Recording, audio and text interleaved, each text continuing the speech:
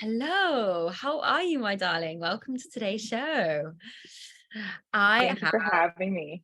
my absolute pleasure. And for the listeners today, my mic isn't working, so we're hopefully going to be able to have some good sound. But I have the beautiful Hannah Spank. And Hannah, correct me if I pronounce your surname right. Is that how you pronounce your surname? Yeah. Spanky. Spanky, which is a great Yeah. last name to have. Oh. Thanks. So before we kick off, I would love to hear you introduce yourself and what you do in the world for our listeners. So tell us about Hannah Spanky. Cool. Yes. Yeah, the last name for sure was a speed bump in my childhood, you could say, but now it's it's a perk because nobody else has it, so it's if you Google it, you'll find me, basically. Yes.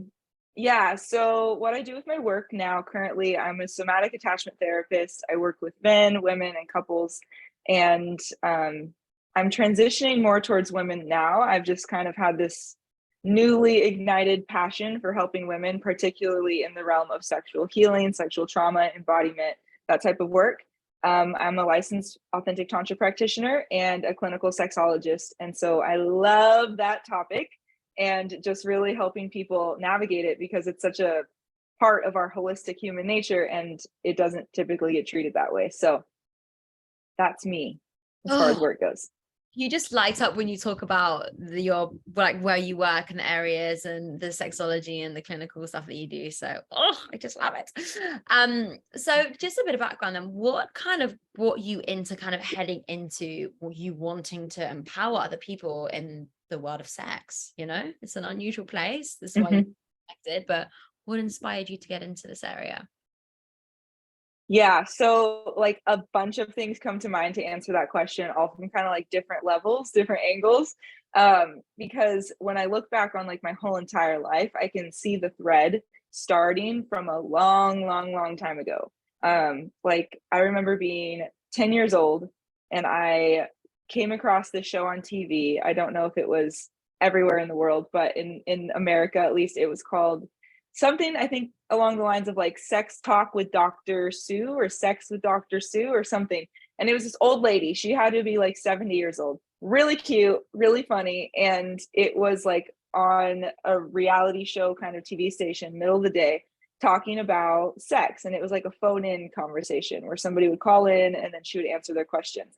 And I just remember being stunned. Like I had never even kissed anybody at this age, and I was just so like intrigued and wanted to know more. And then that really at like 10 years old started my kind of mental journey, at least of like Googling what is a sex therapist? What do people do like in that industry? And just starting to get curious. And then things took a bunch of different turns from there. At 16, I actually got into the sex industry myself.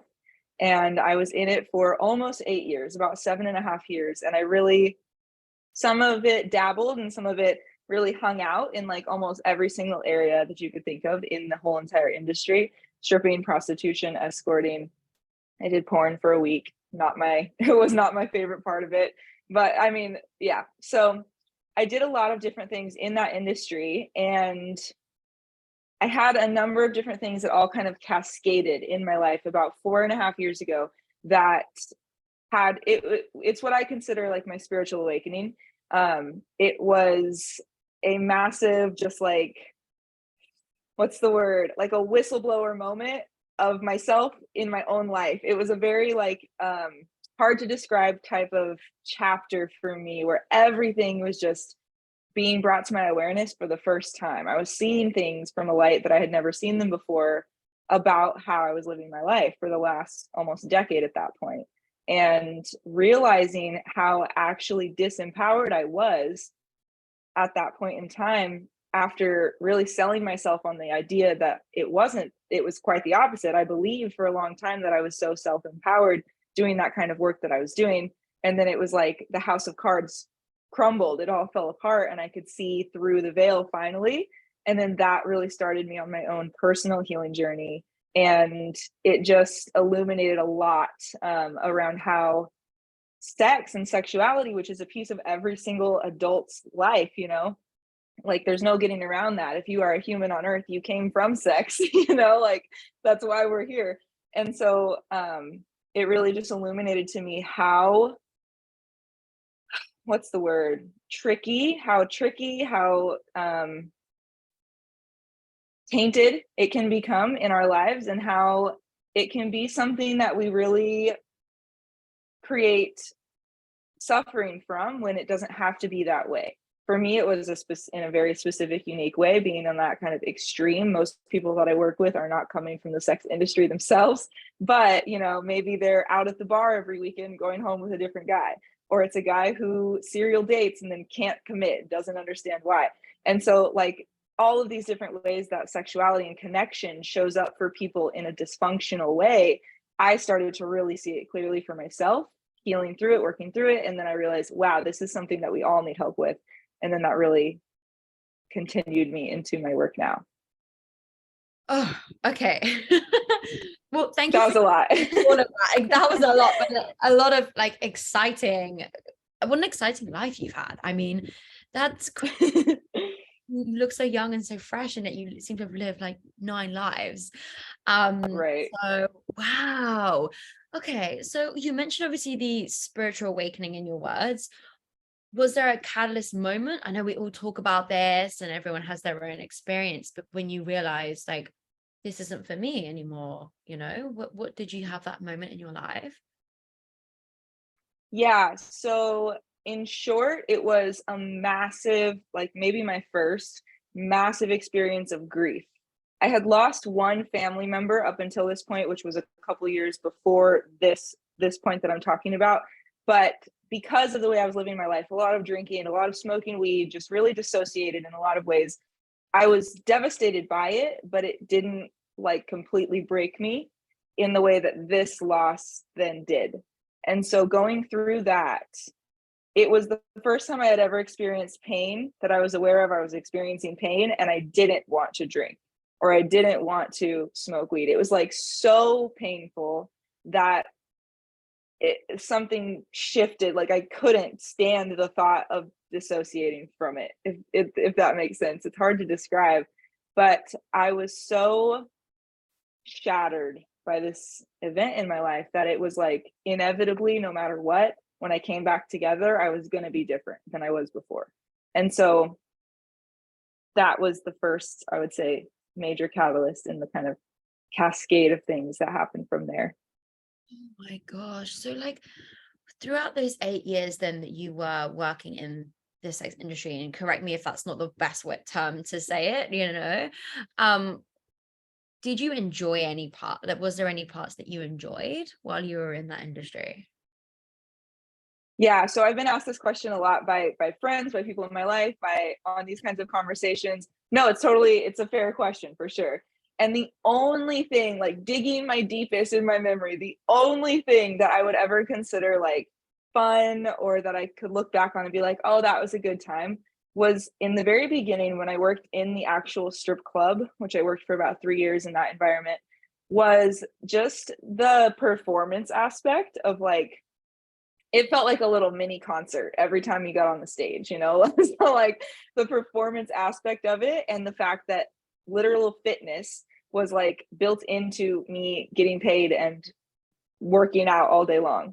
And so I was so fit. I was so fit at this time in my life.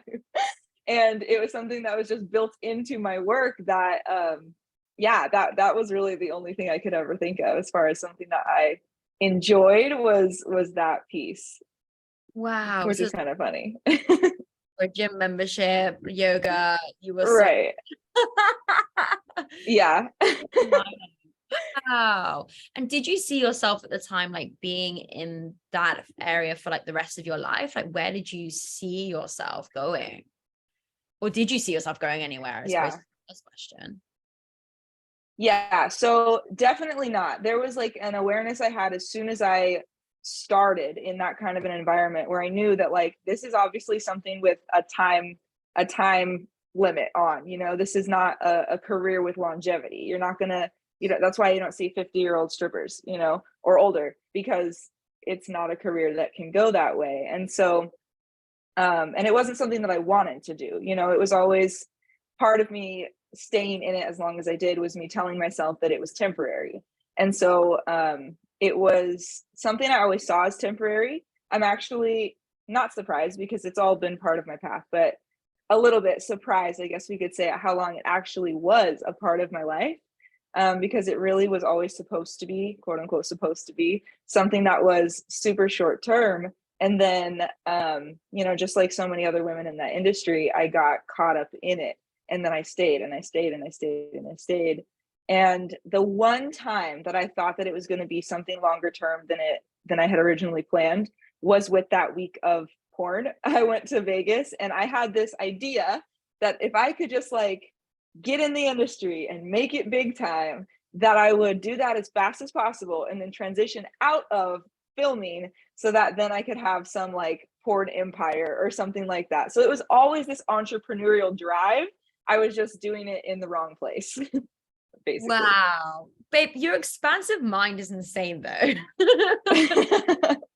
You're gonna get into porn to build your own like within a week. Right. What made you decide it wasn't for you then within that short space of time?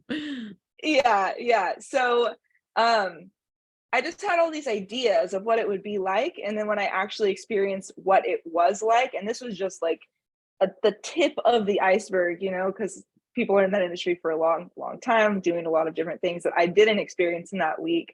But what I did experience and witness in that week was enough for me to be like, okay, this is a hard no. There's a lot of abuse, a lot of coercion, a lot of just very unhealthy like power dynamics, a lot of substance abuse. And I was already seeing a lot of that in other environments like the clubs and places like that, but this was just to a completely different extreme.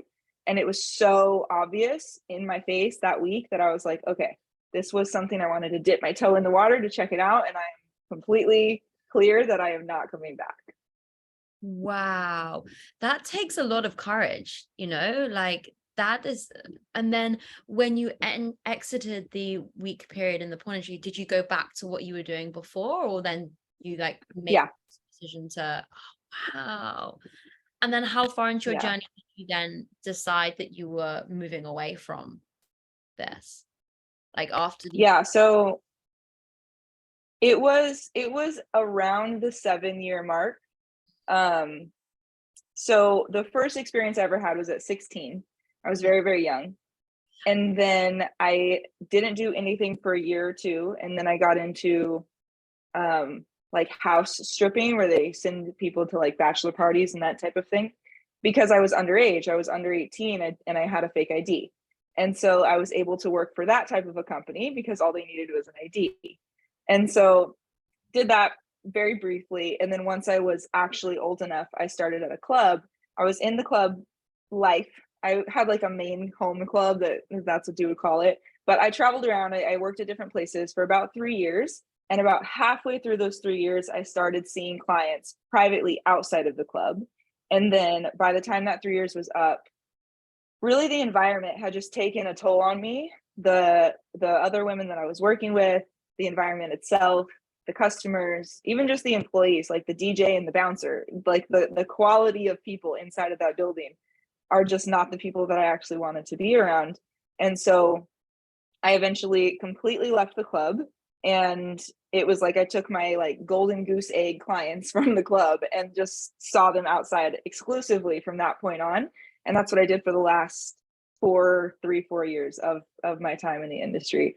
And so I always had this knowing that like, okay, this is something that I could stop whenever, but it wasn't until I had this massive like emotional breakdown with the loss that I mentioned, and all of these feelings and things coming to the surface for the first time for me, that I started to see, oh shit, mentally I've been telling myself I can just stop whenever I want, but it's a lot deeper than that. You know, there's a whole entire belief system that I've accumulated that has kept me here for a certain reason, and I need to work on that if I'm ever going to actually be able to leave sustainably. And so that was about 7-ish years in. That was when I started, and it was probably in total probably about a year before I officially was done. I was making like little tiny baby steps, stop seeing certain types of people, stop doing certain types of things. And then eventually it was like a complete closing the door.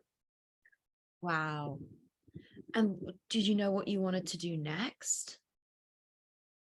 I knew that it was always going to be something entrepreneurial. Like I always knew that. And which is funny because I went to college for chemistry. I was a chemistry major in college. I was like Oh, of course. on the fast track, right? And I was like on a fast track to medical school. And if I wasn't going to become a surgeon, I was going to run my own business. Like those were the only two options. And so, yeah, I knew it was going to be entrepreneurial. I just didn't know exactly what it was going to be. And then I stumbled upon an event that was about 6 hours away out of town for me. Went to this big city and I was at this event. It was like a seminar kind of a thing about coaching, about the coaching industry. And that was the first time I had ever like been exposed to the industry beyond the idea of like, I know Tony Robbins as a coach, you know, like I didn't have any concept of what it actually was as a career for anybody, you know, that was wanting to build a career there. And so I met so many people and it just completely like opened a whole new world for me. I met people that were coaching parents on how to heal from the ways that, like coaching parents of teen children, helping them rebuild their relationships from having like rough childhood years before that. I was meeting people who were coaching people how to trade in the stock market in Spanish, like all of these wildly unique things. And I was like, wow, like if you have a skill set and you take this seriously and you have the drive and the will and the commitment to help people in that way, like you can just do this, you know? And so I immediately started a business from that. After that weekend, I decided I was going to move to that city. I did end up moving there about 6 months later. And I started a business and I started coaching men, divorced men over 40, who realized that their love lives were not the way that they wanted them to be. They no longer have time on their side and they need to do something different. And it was because I had a very unique understanding of that client, you know, of why they were stepping outside of their marriages or why they were unfulfilled in their relationships. Why were they chronically single but had all this success? Because I was seeing them in the past in a different way, you know? And so closing that door, it opened the door for me to actually help them in a different way. And I did that. And that was my first coaching adventure. And I can imagine you were really busy with the clientele that you were dealing with, over 40 divorced where you live. Like, yeah. Did you find like there was like a pattern or like a consistency that men are or were going through at that phase of their lives? Definitely a handful of consistencies between them. The men that I ended up working with, like the most common type, like archetype of a guy that would come through my work was the quote unquote nice guy who may have been in a marriage or two or three in the past, who had success of some sort, but was always ending up feeling taken advantage of, feeling scorned, feeling like, you know, he didn't know why it wasn't going the way it was. And usually it always started with a deep dive of like, they were coming to me for help with dating. And that would be maybe 6 months down the road that we would get to dating, because they needed to do a whole entire like inner restructuring first of why are you giving so much of yourself away in exchange for love, or the idea of love, and then feeling taken advantage of later. What part of you is wanting to do that? And just really an inner like healing journey first that they didn't quite expect to be signing up for. And then it would just naturally, they would be aligned with completely different women and be able to connect with women differently and more deep, because they were then more connected to themselves instead of just playing the part. And so that was definitely a common thread. Whoa. And so from that transition, then where did you head to next with using your gifts of what you've learned in your past? Yeah. So I always had a passion for relationships in general, just like the science, the psychology, all the moving parts behind connection. But I had a comfort zone built around that niche of men, you know? And so I realized that in order to kind of bridge that gap, I needed to build a comfort zone with women in the same way. And so I launched a women's group coaching program exclusively for women. And it was a 5-month long group experience. It was so incredibly amazing, different than I ever expected it to be. So, tiny backstory, my parents separated when I was 5 years old, and my mom left the picture at that point. And so I was with my dad for most of my childhood on his own. And so I had my own massive like sisterhood wound, feminine abandonment type of stuff to heal on my own. And so it started to all make sense as I was realizing consciously, I want to work with women. Why haven't I? Why does that feel so scary? Why is that something I've never wanted to do before? When naturally so many other women in the industry around me, they work with women, and that's like their first stop on the map. You know, why is it backwards for me? And so that illuminated more for me to work on personally, which was great.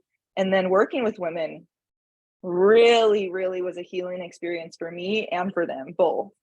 And so then once I felt comfortable in that arena, I started working with couples, and not just straight couples. I mean, I've worked with plenty of gay and lesbian couples as well, but that opened the door for couples work. And then that was probably about 2 years ago. And now I work with men, women privately each. I work with couples together still. And I'm shifting towards women more and more and more every day.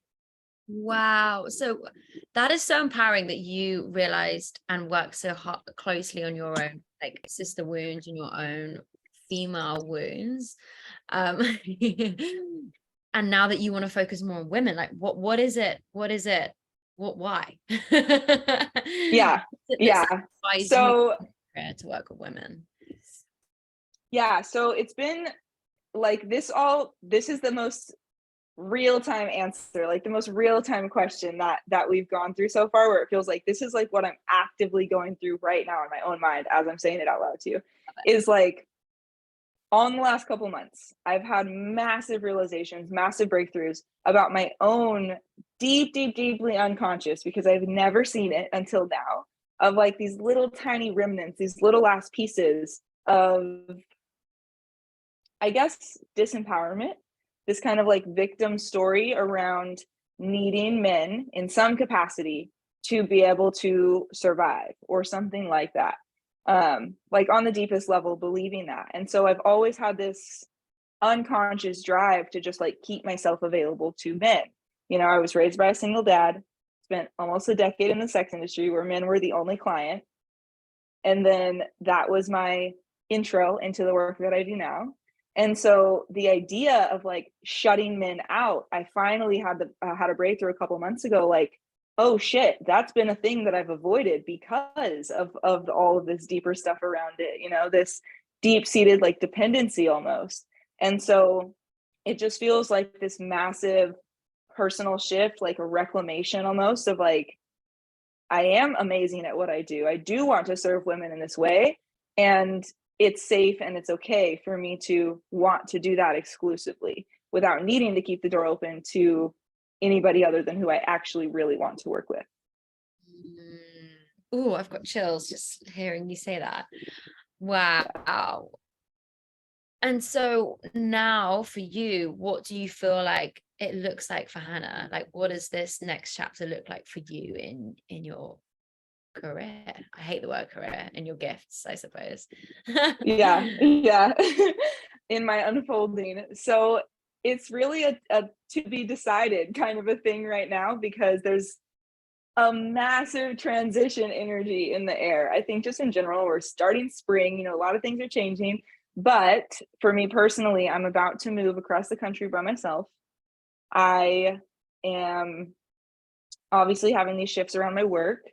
Just a lot of change is happening. And I'm also at the same time like deep dive, coming from my own personal interest to start, but now it's spilling into my work, deep dive learning about the birth system, like the medicalized industry around birth, and how fucked up it is.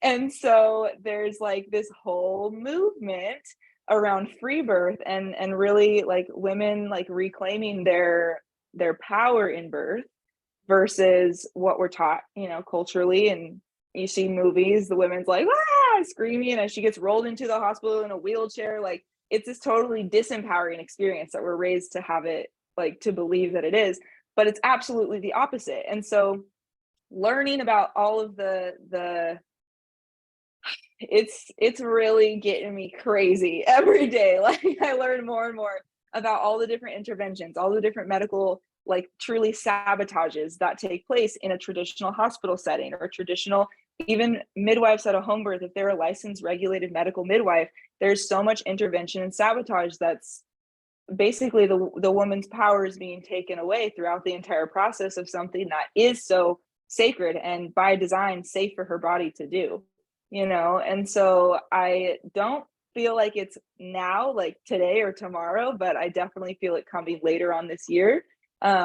Some version of birth work and opening myself up to that. So we'll see how that continues to evolve, but it really feels clear, at least now, that the starting of that will be hosting women's circles, doing like maybe trauma debriefs, helping women work through past birth experience that they've had, educating them and empowering them to rewrite those narratives in a way that they are in their power, and a lot of sexual healing work, hands-on in-person body work that I've been trained to do with my Tantra stuff, that I've never put a big focus on the in-person component, but moving back to where I'm from, I really want to start to put roots down and build more community and in-person work with women. Oh, so good. I have so many questions. I've never thought about how disempowering. I've not had a child, but obviously, yeah. I mean, I've had friends that have children. We've how disempowering that is. Mm-hmm. What we're programmed to assume. It's incredible. Because our bodies know, intuitively know what to do in so many things, but giving birth is like what we're here to do. Wow. And right. then you brought up Tantra, and Tantra is like one of my big things as well. Like, for me, I really want to bring that into mainstream without losing the sacredness of it. And I really believe there's a part of me that is here to help bring that into light. For you in the Tantra space, like, what do you term Tantra as, I suppose, is first question, because a lot of people hear this term floated around and it may seem quite out there, but how would you term Tantra for you? So I guess kind of two answers on that. What I'm actually trained in is a modality called authentic Tantra. And what authentic Tantra is a trauma-informed holistic sexual healing modality rooted in the 5-element teachings of lineage-based Tibetan Buddhist Tantra. And so those are like the roots that I have studied from. And so it is lineage-based. It's not like this neo-Tantra focused on like how to give you better orgasms only type of stuff that I think we see so much in, like, if there's anything in the mainstream, that's what it is, and it doesn't have any component of like the ancient wisdom and history and healing power and all of that. And so for me personally, what it means to me is it's like a spiritual science that in my own life, and now secondarily in the way that I help my clients with it, it's something that reunites us with our holistic nature as human beings. Mind, body, spirit, sex, all things are tended to as equally important and integrated in a way that other forms of healing work sometimes doesn't have the space for. Wow. For you then, what do you feel like you can bring to your clients when you do the somatic piece, the body work piece that you've mentioned? Because you don't talk about this enough. Like, everyone talks about mindset, which is so important, of course, but it's all, we know, you know this, it's all in the body. It's all in the body. And the world's really behind on that a lot, like really behind. So I'm really happy to hear that you're bringing that in. I feel strongly too that I want to get involved in that. Like, what does that look like for you? I know it's different for every client experience, but do you have like a process that you like to embody? And how do you like to help people from a somatic standpoint? So from a somatic standpoint, specifically on the sexual side of things, when it comes to sexual healing, like legitimate yoni massage and yoni healing session. So I'm trained in yoni massage as like a practice, but the way that I deliver it to my clients, it's usually just like big thing. It's like a 4 or 5 hour long private session. I'll walk us through different conversation pieces to just kind of get acquainted with each other. We'll do some union type of breath work where we're syncing our bodies together, movement to drop into the body with that awareness piece that is why we're doing this movement.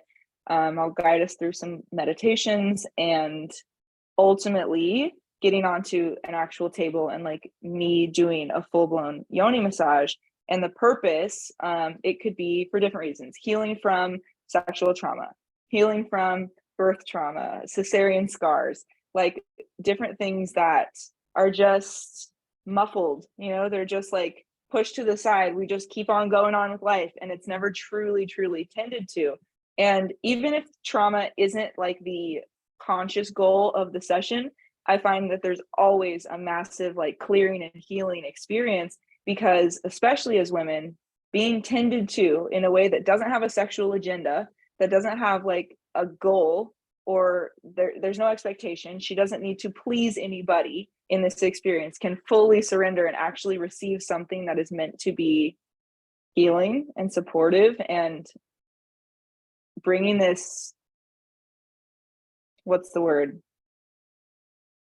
Yeah, just the breath, touch, and awareness, the somatic piece of bringing this loving kindness and this loving touch to parts of her body that are so conditioned to be shameful or disregarded, or breezed through really fast, and bringing that slowness and that presence and that awareness to it, I think is just such a special experience for me as the person being like the witness and as the receiver. Wow. I mean, I've had one yoni massage before, and I think it's absolutely game changing, and a lot of people shy away from it as well, because it's such an intimate, for me anyway, sexual experience. I think people can term it maybe as misconstrued and misunderstood. But for you, have you seen, what are the profound effects that you've seen women that have come out of the kind of yoni massage experience with you that you're open to sharing as examples? Yeah, so definitely physical release, like actual physical energetic stagnation, trauma in the actual tissues being released. So on the spectrum of somatic healing, moving from like numbness to pain to irritation to function, and if we're talking about the yoni, function being pleasure, moving through that, a woman that may be experiencing numbness or pain, or not able to experience penetration because her body is reacting in an unconscious way to like say like, fuck no, let's not do that, allowing her to reopen and to become receptive to the pleasure that she's literally designed and wired for. But due to life events or experiences or whatever, there's been some blocks to bliss, I call them, like in the way. And so allowing those to physically be purged from the body. Definitely a lot of mental, emotional release around like shame, conditioning, worthiness is a big piece. The worthiness experience to actually lay down and receive something that's just for you, that you don't have to do anything for. You don't have to earn it. You don't have to prove yourself. You don't have to, there's no piece about it that isn't about you and your wellness and your wholeness and your fulfillment. And so I think there's just a massive worthiness like upgrade that happens when a woman does allow herself to be intimately served in that way.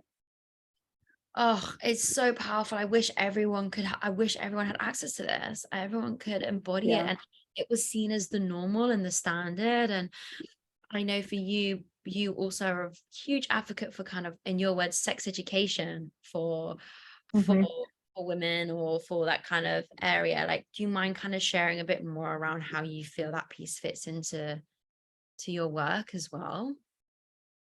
Yeah, so I mean, I don't even think everybody has it's barely a gift, but the gift of sex ed through high school or something. Like, not even everybody gets it, but the people who do, I know for me, maybe you can speak to this too. I know for me, my sex ed was some lady from a clinic talking about, this is how you put on a condom. Don't have sex though. because if you do, you'll get STDs, and these are what they are. And when you don't want to abstain, come see me and I'll give you pharmaceutical birth control. Like, Yes. that's it. Oh my God, That's it.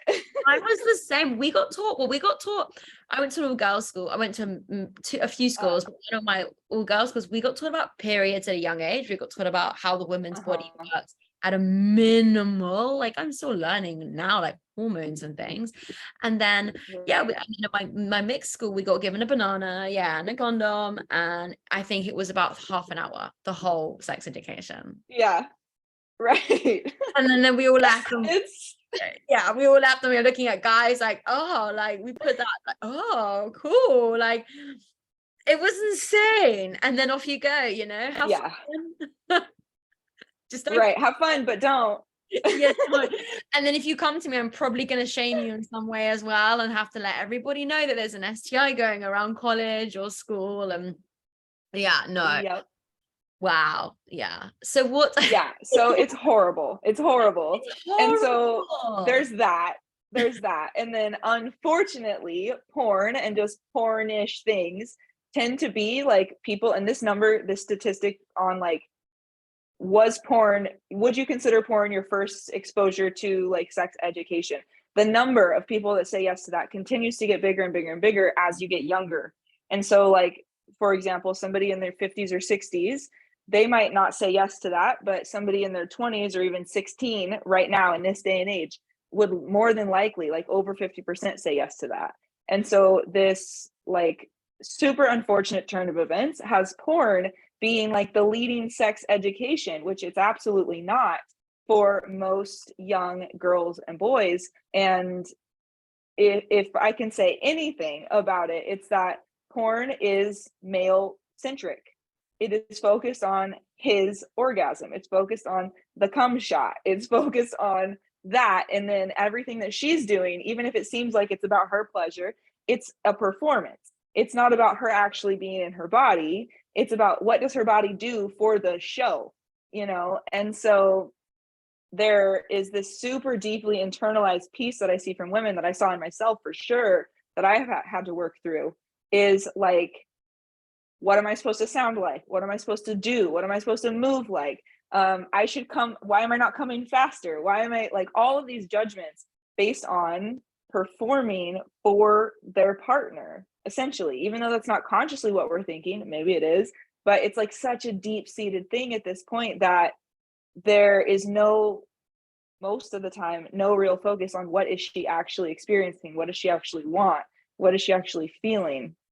And so that paired with the lack of education about the difference between male and female arousal, because they're massively different, and understanding those two things, like I've worked with so many women who are so shameful and disempowered and like feel like they're broken in some way or another because they're not achieving these porn type of standards. And then they're like, I just don't even want to have sex anymore. And then that leads to the relationship problems, and then he takes it personally, thinks he's doing something wrong. And there's just such a fundamental lack of education and awareness about what needs to be happening for both people to be served, I think. So yeah, I could talk on that for like 2 hours. I could too. I adore this. So then I totally get it. It's the whole performative piece. It's like the show pony trying to look good.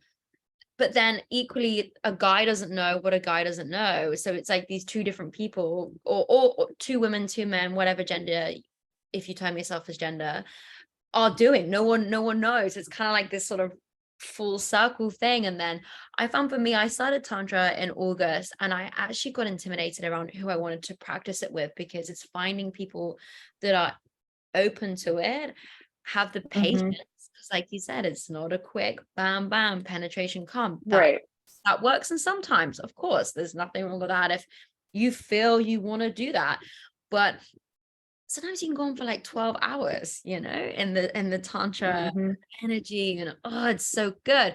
So what advice would you say to anyone that's listening that's like, they want to understand more, they're aware, they're in this performative approach, they're a woman, they feel so disempowered, but they don't even know what to do? Like, what would you suggest the first best step for them to make, or for a guy as well? Sorry, Yeah. men and women involved there. Yeah. Of just definitely like a simple answer is just paying attention to where is your energy. I know that so many women, speaking to the women's side of things that I work with on this topic, it's because they say in their own words, they're stuck in their head.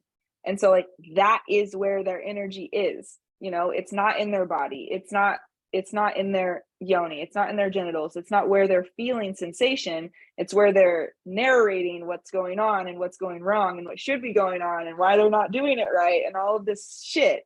And so bringing that energy back into your body just by taking some deep breaths, like putting your hand on your stomach, on your diaphragm, and taking a breath deep into your stomach so that you can feel, you know, connecting to what you actually feel, to bring that energy deeper into your body. Because when your energy is circling around in your head 500 miles an hour, and then you're thinking about the dishes and why you're not coming yet and like all this stuff, then it's not a surprise that your body isn't feeling nourished or satisfied by what's going on, because it's disconnected, it's unplugged in that moment.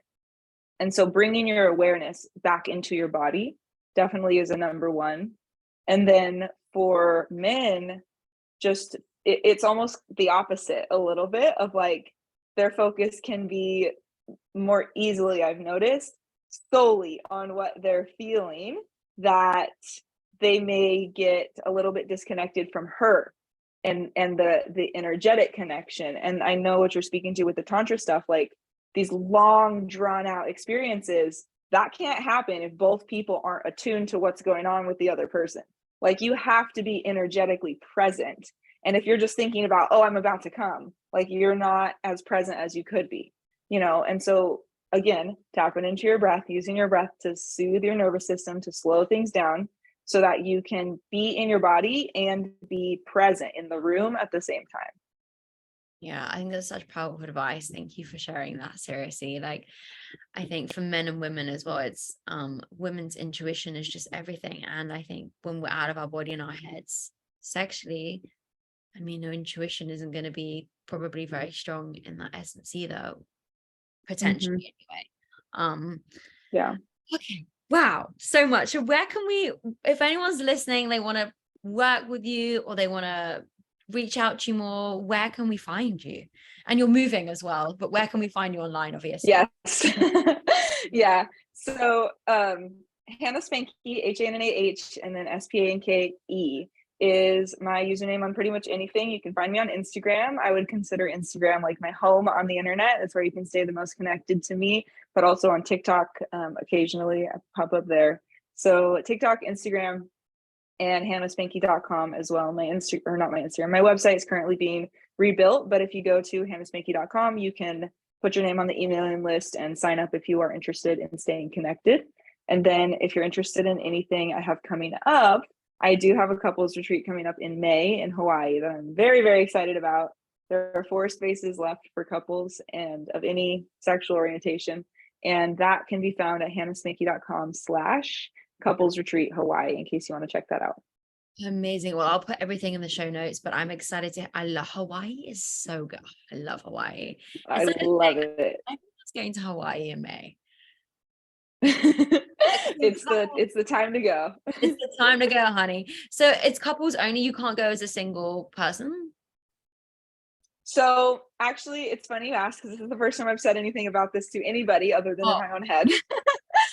It is no. So this is perfectly timed. So thank you for asking, is what I should have said. It is for couples. However, I'm playing around with the idea right now of like potentially shifting it to something that could be open to singles, or adding days onto it to where it'll be like a couples focused and then a singles focused, but all in the same time and space and everything. And so it's just a matter of me working out the actual like logistics about it. So if that is to be changed, everything will be announced on my Instagram. So that's the place to just stay the most connected. Wow. Okay. I could potentially help you that, but we can talk about that afterwards. Because I've been in a tantra. Cool. It's been couples and singles as well. So like, yeah, cool. So the last thing, and I always ask my guests before they leave, what is your one pleasure in life? It can be sexual, non-sexual, but like, what is your little guilty pleasure that you have in life? Yeah, so those mean different things to me. My pleasure, my guilty pleasure. Okay. Which one do you want to share? Or you can share both if you want. Well, when I just think pleasure in general, like what's something that just like no matter what gives me joy, brings me pleasure, is my kitties, my dog, my animals in general. Like I cannot get enough of them. I wish I could just volunteer at the SPCA for like the rest of my life. I love them so much. like like the kind that's like red flaggish, like how much I want to talk about my cats and my dog to anyone that will listen. Like I just love them so much.